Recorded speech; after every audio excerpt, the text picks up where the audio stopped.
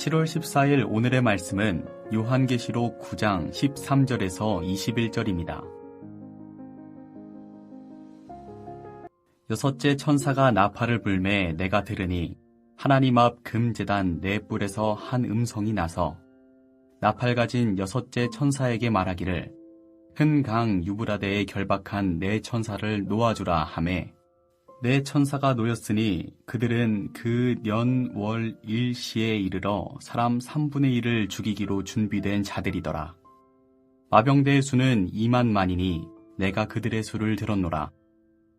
이 같은 환상 가운데 그 말들과 그 위에 탄 자들을 보니 불빛과 자줏빛과 유황빛 호심경이 있고 또 말들의 머리는 사자머리 같고 그 입에서는 불과 연기와 유황이 나오더라. 이 세 재앙 곧 자기들의 입에서 나오는 불과 연기와 유황으로 말미암아 사람 3분의 1이 죽임을 당하니라. 이 말들의 힘은 입과 꼬리에 있으니 꼬리는 뱀 같고 또 꼬리에 머리가 있어 이것으로 해하더라. 이 재앙에 죽지 않고 남은 사람들은 손으로 행한 일을 회개하지 아니하고 오히려 여러 귀신과 또는 보거나 듣거나 다니거나 하지 못하는 금, 은, 동과 목석의 우상에게 절하고 또 그 살인과 복술과 음행과 도둑질을 회개하지 아니하더라. 요한계시록 9장 13절에서 21절 말씀을 함께 묵상하겠습니다. 성도 여러분, 요한계시록 묵상 잘 하고 계시지요? 오늘 본문은 오늘 본문만 따로 떼어서 묵상하기가 참 어렵습니다. 요한계시록은 전체를 염두에 두고 읽어야 묵상이 깊어집니다. 1장에서는 예수님이 어떤 분인지를 드러내셨고 2장과 3장에서는 그 예수님께서 지상교회를 보고 계시며 보호하시고 책망하신다고 말씀드렸습니다. 4장은 천상의 예배를 통해서 이 땅에 드려지는 예배가 얼마나 중요한지 설명하였고 5장은 두루마리를 들고 있는 어린 양이 기록되어 있고 6장은 그 어린 양이 인을 떼심으로 재앙이 시작됩니다.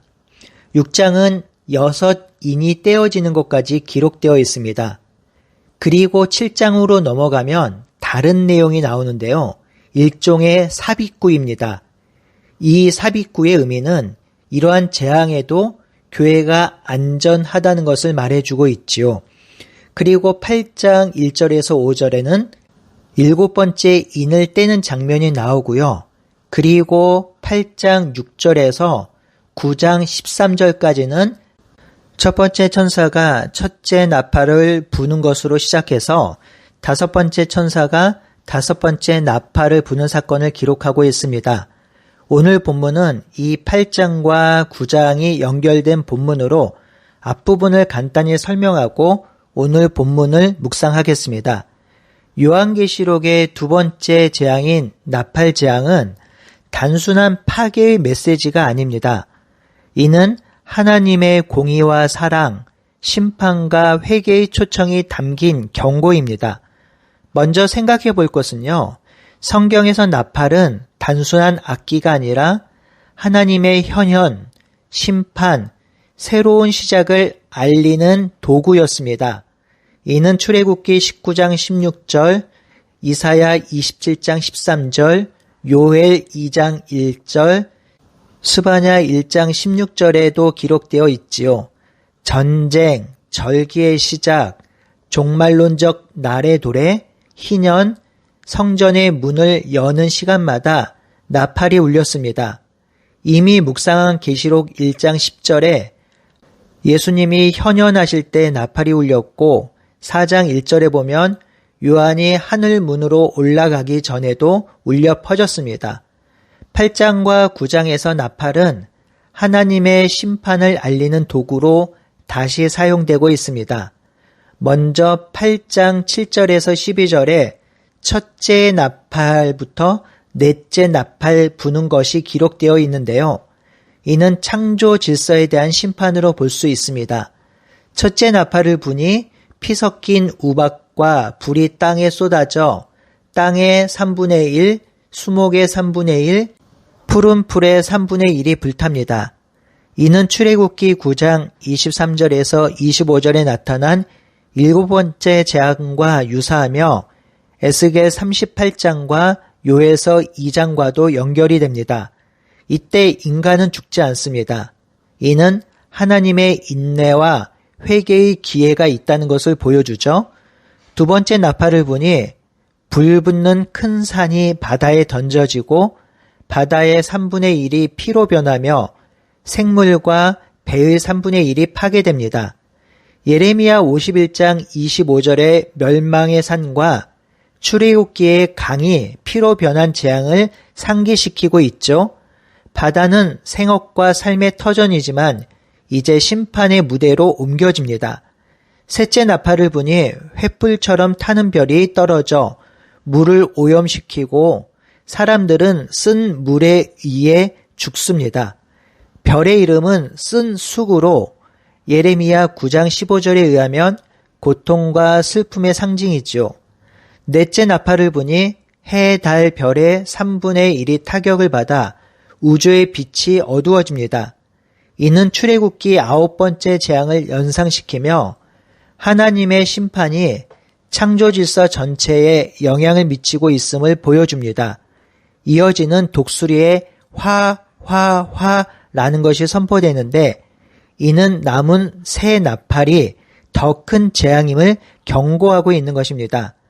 9장 11절에서 5번째 나팔을 부는데요. 여기서 황충의 재앙이 일어납니다. 1절에 보면 하늘에서 떨어진 별이 하나 있는데 그가 무저갱의 열쇠를 받았습니다. 여기서 하늘에서 떨어진 별은 타락한 존재라고 이해할 수 있습니다. 이 하늘에서 타락한 존재가 무저갱을 엽니다. 그랬더니 거기서 황충이 나와 하나님의 인침을 받지 않은 사람들만 괴롭힙니다. 여기서 황충은 단순한 곤충이 아닌 악을 상징적으로 표현한 것이죠. 이는 요에서 2장에도 기록되어 있고요. 또한 이사야 14장 12절에서 14절, 제1 에녹서 10장 4절, 18장 11절에서 16절에도 기록되어 있습니다. 이는 묵시문학에서 자주 사용되는 표현 방식입니다. 여기서 황충은 이방의 침략자들로 묘사되기도 합니다. 본문에 보면 무저갱이 나오는데요. 무저갱의 원래 의미는 연, 땅의 깊은 곳으로 이해할 수 있습니다. 본문에서의 의미는 마귀의 세력이 거하는 것이죠. 누가복음 8장 31절, 베드로후서 2장 4절, 계시록 9장 11절, 11장 7절, 17장 8절, 20장 1절에서 3절에 무저갱이 나옵니다. 특별히 요한계시록 20장에는 사탄을 1000년 동안 가두는 곳으로 묘사됩니다. 이 재앙이 5달 동안 진행된다는 말은 인간의 고통이 극심하지만 여전히 회개의 기회는 남아있다는 의미이며 또한 이 재앙의 끝이 있다는 것을 표현한 것이기도 합니다.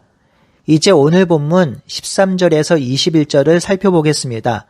오늘 본문은 6번째 나팔을 불 때 일어난 재앙을 그리고 있습니다. 이 재앙에는 마병대의 재앙이 있습니다. 13절과 14절에 하나님 앞 금제단 넷불에서 한 음성이 나서 나팔을 가진 6째 천사에게 말합니다. 큰 강 유브라데에 결박한 4천사를 놓아주라고 하죠. 여기서 유브라데는 팔레스틴 북동쪽을 뜻하는데요. 이전에 이 강을 넘어 아수르, 바벨론, 페르시아 이 나라들이 이스라엘을 침공합니다. 그러니 이러한 표현은 상징적이긴 하지만 실제 역사에 기반을 둔 것이기도 합니다. 금제단 넷불에서 명령이 내려지고 유브라데 강에 결박한 4천사가 풀려납니다. 그년 월 일시에 이르러 사람 3분의 1을 죽이기로 준비된 자들인데요. 이 천사들은 악한 천사로 멸망케 하는 자들인데요. 이 천사의 존재들은 이스라엘을 괴롭혔던 4민족, 바벨론, 페르시아, 그리스, 헬라로 보기도 합니다. 마병대의 수는 2만 만이라고 하지요. 2만 만은 2억인데요. 이는 파르타인 2만 명을 상징하기도 합니다. 파르타인의 군대는 당시 엄청난 위세를 떨치던 군대인데요. 어떤 나라의 군대도 파르타인의 군대를 이기지 못했습니다.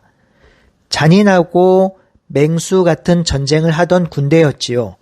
이 군대의 강력한 세력을 마치 마귀의 세력으로 상징적으로 표현한 것입니다. 이들의 모습이 17절에 기록되고 있는데 이들은 말을 탄 자들의 모습으로 불빛과 자줏빛과 유황빛, 호심경이 있고 또 말들의 머리는 사자 같고 그 입에는 불과 연기와 유황이 나왔습니다. 여기서 사자의 머리는 잔인함을 상징합니다. 여기서 세 재앙이 나오죠. 불과 연기와 유황으로 사람 3분의 1이 죽임을 당합니다. 여기서 꺼지지 않은 유황불은 이것이 지속되고 있다는 것을 의미합니다. 또한 힘은 입과 꼬리에 있으니 꼬리는 뱀 같고 또 꼬리에 머리가 있다고 합니다. 상상하면요, 엄청난 괴물 모양 같은데요. 오늘날 괴물이 나오는 모양의 영화나 만화가 요한계시록을 참 많이 참고한 것 아닌가 싶기도 합니다. 중요한 것은 이런 모습이 마병대의 잔인성, 폭력성을 묘사하고 있다는 것이죠. 20절에는 결과가 기록되어 있습니다. 이 재앙에 죽지 않고 남은 사람들은 손으로 행한 일을 회개하지 아니하고 오히려 여러 귀신과 또는 보거나 듣거나 다니거나 하지 못하는 금, 은, 동과 목석의 우상에게 절하고 또 그 살인과 복슬과 음행과 도둑질을 회개하지 아니하였다고 합니다. 이 재앙에도 살아남은 자들은 여전히 우상에게 절합니다.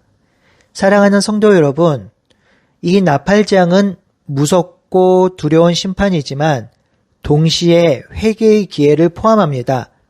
첫째 네 나팔이 자연 세계에 대한 경고라면 5번째와 6번째 나팔재앙은 인간의 영혼과 삶을 향한 경고입니다.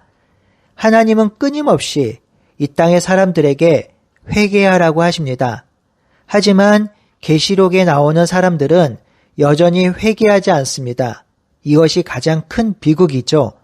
이 재앙의 목적은 심판이기도 하지만 다시 살리기 위한 재앙이기도 한데요. 사람들이 돌아오지 않으며 돌이키지 않습니다. 이 세상 사람들은 자기 자신을 믿고 재물과 물질적 풍요 속에 하나님을 등지고 살아갑니다. 문제는 하나님의 백성이죠. 하나님의 백성도 돈과 재물 그리고 내 마음대로 살고 싶어서 하나님과 세상을 겸하여 섬기고 있는 모습이 종종 드러납니다. 또한 부요함과 편리함 속에 죄와 타협하거나 하나님을 삶의 중심으로 밀어내고 있기도 합니다. 사랑하는 성도 여러분, 결국 나팔재앙은 종말의 무서운 사건이 아니라 오늘날 우리가 살아야 할 삶의 방향을 보여줍니다. 하나님 앞에서 정결하고 거룩한 삶, 회개의 삶을 살아야 함을 강조하고 있지요.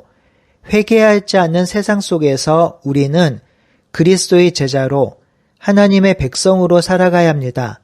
우리의 삶이 돈과 성공과 세상의 영광이 아닌 그리스도와 하나님의 영광을 위하여 살아가야 합니다. 우리에게 경고의 나팔 소리가 들릴 때마다 회개하며 하나님의 나라를 사모하며 하나님의 나라 안에 거하는 우리 모두가 되길 바라고 소원합니다. 함께 기도하겠습니다. 하나님, 하나님의 나팔이 울려 퍼질 때마다 이 땅에 재앙이 들이우고 그리고 재앙으로 고통당하는 사람들의 모습이 보입니다. 하나님, 이 경고의 나팔 소리가 들려질 때마다 하나님 우리도 하나님 앞에 엎드리게 하시고 회개하며 살아갈 수 있도록 인도하여 주시옵소서. 하나님 나라 안에서 하나님과 더불어 승리하며 살아갈 수 있는 우리가 될 수 있도록 인도하여 주시옵소서. 예수님의 이름으로 기도드리옵나이다. 아멘.